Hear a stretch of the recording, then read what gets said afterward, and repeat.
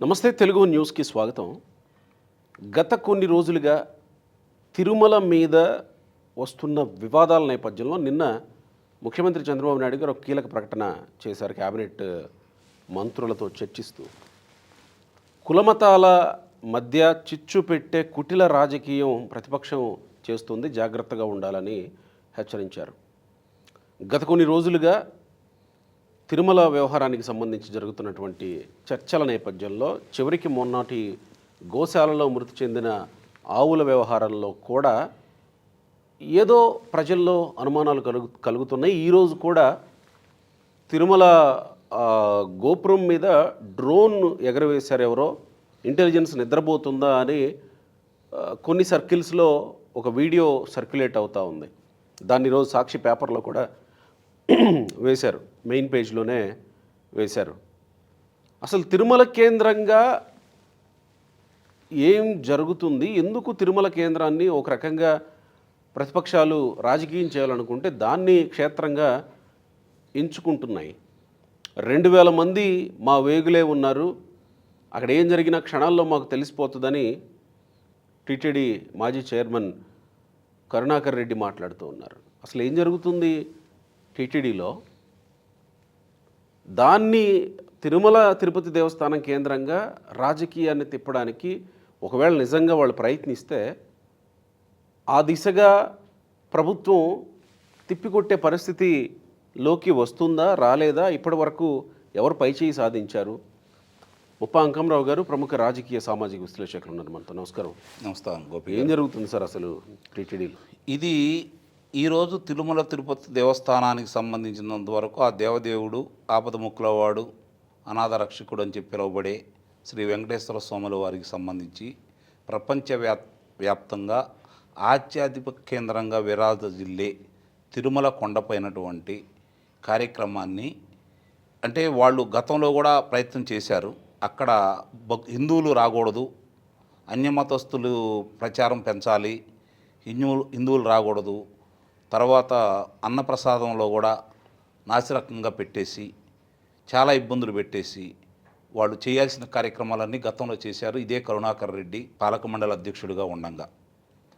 దాంతోపాటు వాళ్ళు ఇప్పుడు చంద్రబాబు నాయుడు గారినే ఎదుర్కోలేని పరిస్థితుల్లో ఉంటే అది సాలదన్నట్టు ఆ ప్రాంతవాసి వీళ్ళ గుట్టుముట్లన్నీ తెలిసినటువంటి బిఆర్ నాయుడు గారిని పెట్టేసి గత 5 సంవత్సరాల్లో అంతకు ముందు కూడా తిరుమల తిరుపతి దేవస్థానాన్ని అపవిత్రం చేయటానికి, తిరుమల దేవస్థానంలో ఉన్నటువంటి ఆస్తుల మీద కన్నేసి వాళ్ళు ఏ విధంగా చేయాలనుకుంటున్నారు, అలాగే అక్కడికి సంబంధించినటువంటి దినుసులు కావచ్చు, నెయ్యి కావచ్చు, మిగిలిన వాటి మీద ఏ విధంగా కమిషన్లు ఎలా పొందారు, ఏ విధంగా అక్కడ అలా చేశారు, ఎంతమంది అన్యమతస్తులను అక్కడ పెట్టారు, ఎంతమందికి అక్కడ ఉన్నటువంటి దుకాణాలు ఇచ్చారు, ఇవన్నీ కూడా ఒక్కొక్కటి బయటికి తీస్తూ ముందుకెళ్తున్న సందర్భంలో వాళ్ళకి ఏం చేయాలో అర్థం కాని పరిస్థితి. వాళ్ళకి కనపడిందల్లా హిందువులకి మిగిలిన వాళ్ళకి వైరం పెట్టాలి అంటే తిరుమల తిరుపతి దేవస్థానం ప్రత్యక్షంగా కనపడతా ఉంది.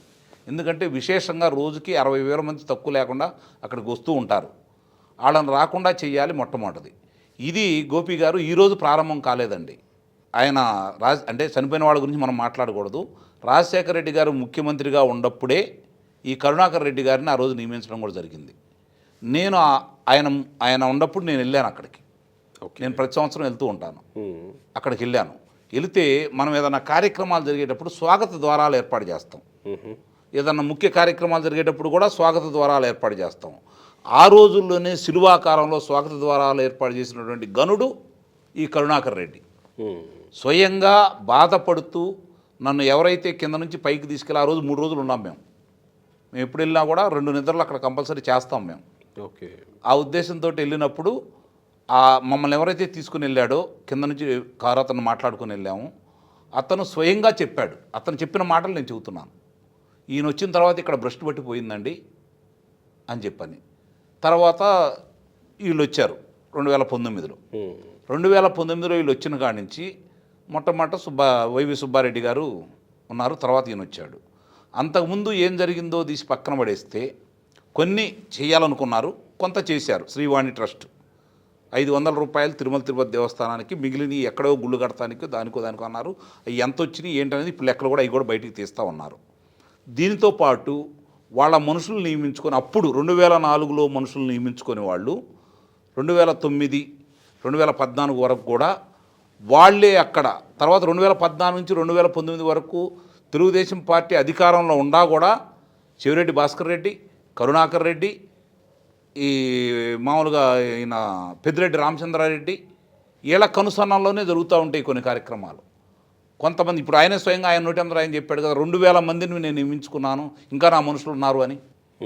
అంటే అక్కడ ప్రతిదీ కూడా తెలుగుదేశం పార్టీ శాసనసభ్యుడు ఆయన లేఖిస్తే పక్కన పడేస్తారు, చెవిరెడ్డి భాస్కర్ రెడ్డి చెప్తే 20 మంది లోనికి వెళ్తారు. ఆ విధంగా నియమించుకున్నారన్నమాట వాళ్ళు, కరుణాకర్ రెడ్డి వీళ్ళందరూ కలిసి. అట్లా ప్రతి దాంట్లో కూడా ఇప్పుడు మనకి నాసిరకం దినుసులను తీసుకున్నారండి. ఏది జీడిపప్పు కావచ్చు, కిస్మిస్ కావచ్చు, దానికి సంబంధించిన యాలకులు కావచ్చు, సుగంధ ద్రవ్యాలు కావచ్చు, శనగపిండి కావచ్చు, వీటికి సంబంధించినవి అన్నీ కూడా వాళ్ళు నాసిరకం ఏది ఒక లోడ్ వెళ్తుంది పైకి, మంచిది 1 కిలో 2 కిలోలు అక్కడ చూపిస్తారు.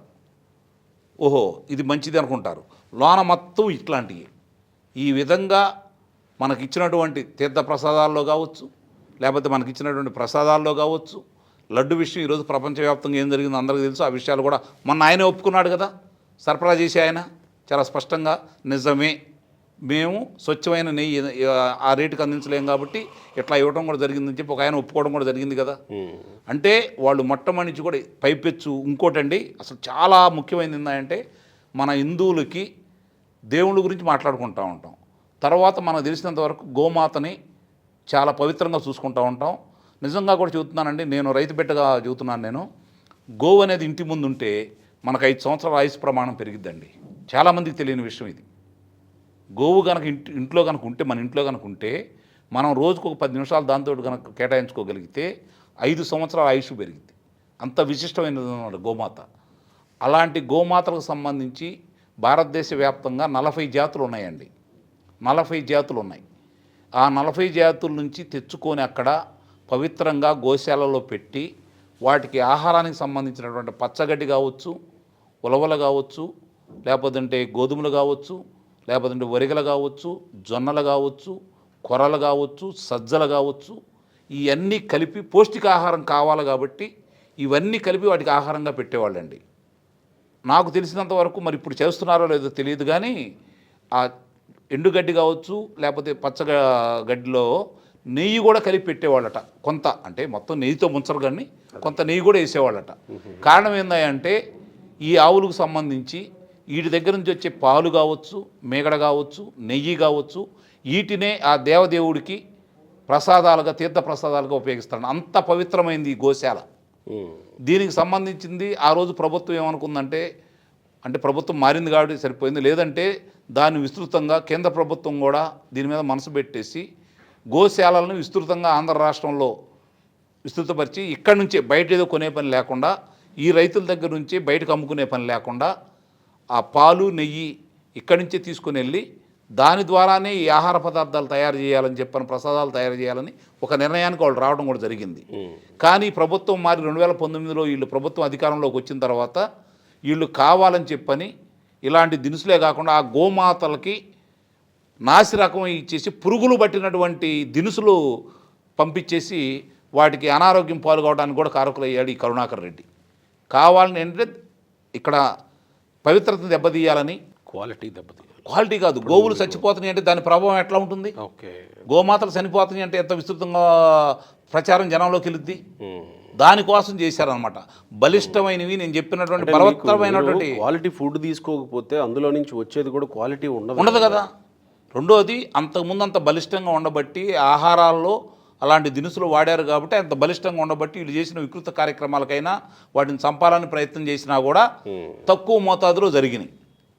వీళ్ళు వచ్చిన తర్వాత సహజంగానే వయసు మీరిన తర్వాత ఏ గోమాత అయినా సరే చనిపోతుంది కదా, అది సహజసిద్ధమే కదా. నెలకు 10 చనిపోవచ్చు, 15 చనిపోవచ్చు. చాలా వివరంగా కూడా ఇచ్చారు కదా, 43 మాత్రమే చనిపోయినాయి అని చెప్పని. ఇక్కడ ఇన్ని జరుగుతూ ఉంటే ఇంకా కావాలని చెప్పని హరినాథ్ రెడ్డి గుర్తుపెట్టుకోండి. హరినాథ్ రెడ్డి అనే అధికారి ఎన్ని పర్యవేక్షణ చేసేవాళ్ళు, విజిలెన్స్ వాళ్ళు వెళ్తే కనీసం ఫోటోలు కూడా తీయకుండా అడ్డుపడ్డ వ్యక్తి ఈ హరినాథ్ రెడ్డి. తొక్కిసలాట జరిగినప్పుడు కూడా అతనే కారకుడు అని చెప్పని నిన్న బిఆర్ నాయుడు గారు చెప్పారు. సహజంగానే బిఆర్ నాయుడు గారు అనే వ్యక్తి చాలా తక్కువ మాట్లాడతాడు, ఎక్కువ పని చేస్తూ ఉంటాడు. అతను నోటి ఏమిటో ఒక మాట వచ్చింది అంటే ఆయన నిస్సందేహంగా సాక్ష్యాధారాలు లేకుండా మాట్లాడడం. ఆయన ఏమన్నాడు నిన్న చాలా స్పష్టంగా, కరుణాకర్ రెడ్డి నీకు చుక్కలు చూపించబోతున్నావు అన్నాడు. అంత పురుష పదజాలం వాడాడు అంటే ఎన్ని ఆధారాలు ఉన్నాయంటే అతని దగ్గర నిస్సందేహం కూడా ఎన్ని బయట పెడతాడని భావిస్తున్నాను.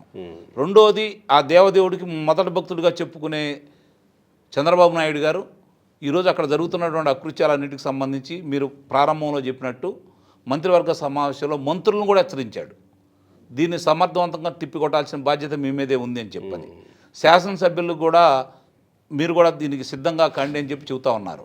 ఇవన్నీ మనం కనుక చూసుకుంటూ ఉంటే చాలా స్పష్టంగా ఆ పవిత్రతను దెబ్బతీయాలని, మిగిలిన విషయాలను కూడా ఏదో విధంగా అభివృద్ధి చెందుతున్నటువంటి ఆంధ్ర రాష్ట్రం ముందుకు వెళ్ళకూడదు. అంటే ఇప్పుడు తిరుమలని టార్గెట్ చేస్తే సాధించేది ఉందా? నిస్సందేహంగా అక్కడి నుంచి వచ్చిన నిధులు బట్టి మిగిలిన ఇప్పుడు చాలా వరకు శిథిలావస్థలో ఉన్నటువంటి దేవాలయాలన్నీ పునరుద్ధరణ చేస్తున్నారు అంటే ఎంతో కొంత అక్కడి నుంచి సహాయం ఉంటూనే ఉంది కదా.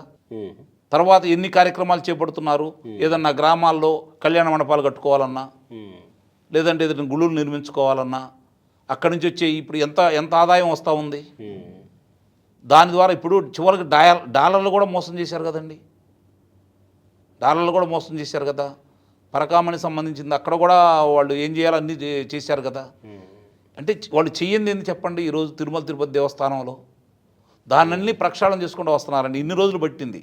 ఏమేం చేశారు, ఎక్కడేమేం జరిగినాయి, ఎవరు దీని కారకులు, ఈ వివరాలన్నీ బయటకు తీసుకోవడానికి ఇన్ని రోజులు పట్టింది వాళ్ళకి. ఇవన్నీ వాస్తవాలన్నీ రేపు బయటకు వచ్చి నిజంగానే కనుక ఆ తోపులాటకి వీళ్ళే కారకులయ్యి సాక్ష్యాధారాలన్నీ బయటకు పెడితే దీన్ని ఎంత కుట్రగా అంటే అతను తొందరపడి ముందే ఒక కోయల కూసిందని గోరంట మాధవ్ ముందే చెప్పాడు, అంతర్యుద్ధం రాబోతుంది అని.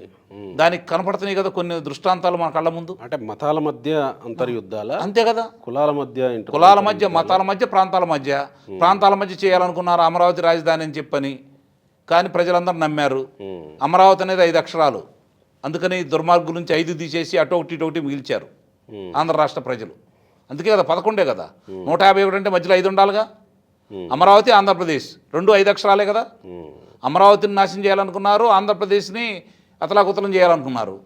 అందుకని వాళ్ళందరూ ఏకగ్రీవంగా తీర్మానం చేసుకొని 5ని తీసుకెళ్ళి 11 మాత్రమే మిగిల్చారు.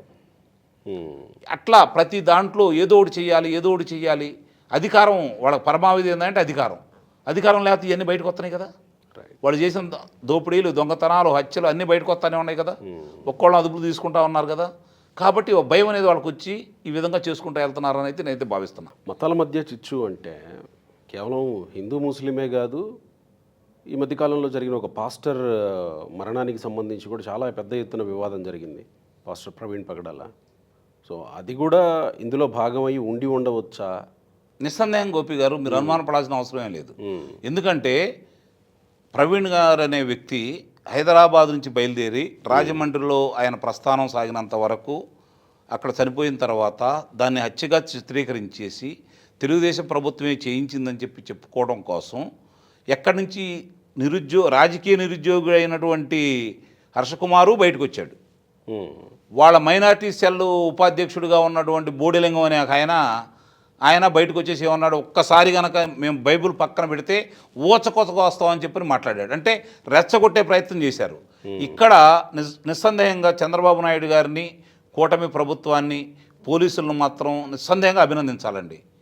కారణం ఏంటంటే జరిగిన వాస్తవాలు క్షుణ్ణంగా వాళ్ళు 2వ రోజే ఎక్కడెక్కడ సీసీ కెమెరాలన్నీ తీసుకుని 101 చోట, తర్వాత 41 మనం ప్రదర్శించారు. 101 సీసీ కెమెరాల పర్యవేక్షణలో 100 మంది సాక్షులను విచారించేసి ఎక్కడ ఏమేమి జరిగిందని చెప్పి స్పష్టంగా తెలిసి అవన్నీ తీసుకెళ్ళి వాళ్ళ కుటుంబ సభ్యులకు చూపించారండి. ఇది చాలామందికి తెలియదు. వాళ్ళ కుటుంబ సభ్యులకు చూపించేసి భార్యకి, పిల్లలకి, తమ్ముడికి చూపించిన తర్వాత వాళ్ళు స్వచ్ఛందంగా బయటకు వచ్చి వాళ్ళు ఏం మాట్లాడారు, ప్రభుత్వం చేసే విచారణ మీద మాకు నమ్మకం ఉంది, దీని గురించి మీరు మాట్లాడొద్దని చెప్పారు. వీళ్ళ గురించి 5 సంవత్సరాలు వీళ్ళ పరిపాలనలో వీళ్ళు ఏం చేశారో తెలుసు కాబట్టి నిజంగా చెప్తున్నానండి, ఆంధ్ర రాష్ట్రంలో ఉన్న క్రైస్తవ సోదరులందరూ కూడా మనం కృతజ్ఞతలై ఉండాలి. వీళ్ళు ఎంత రెచ్చగొట్టినా కూడా ఒకళ్ళు బయటకు రాలేదు కదా. అంటే వీళ్ళ నిర్వాహకం వాళ్ళకి తెలుసు కదా. వాళ్ళ ఆస్తుల్ని, వాళ్ళ విద్యాలయాలని, వాళ్ళ కళాశాలని ఏ విధంగా ఆక్యుపై చేసుకోవాలో చూశారు కదా మీరు. వాళ్ళు ఎంత ఇబ్బంది పెట్టారో చూశారు కదా. వాళ్ళు మావాడనుకొని అంటే సహజంగా ఏదో ఎంతో కొంత అభిమానం ఉంటుంది కదా, కొంచెం ఎక్కువ అభిమానం చూపించారు.